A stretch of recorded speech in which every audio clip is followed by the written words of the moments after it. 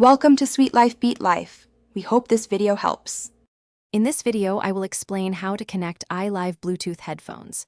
To begin, first ensure your iLive headphones are adequately charged, providing ample power for a seamless connection.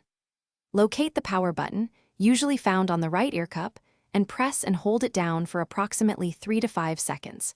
You should hear an audible chime or see a small LED indicator light up, confirming they are now powered on.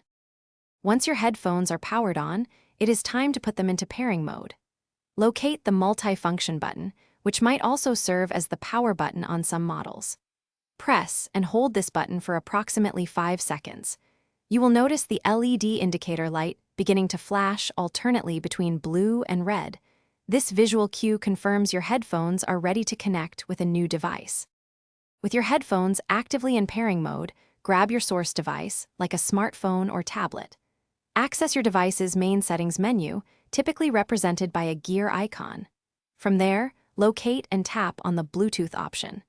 This action will open the Bluetooth settings screen, where your device will begin scanning for nearby connectable devices. Ensure Bluetooth is toggled to the on position if it is currently off.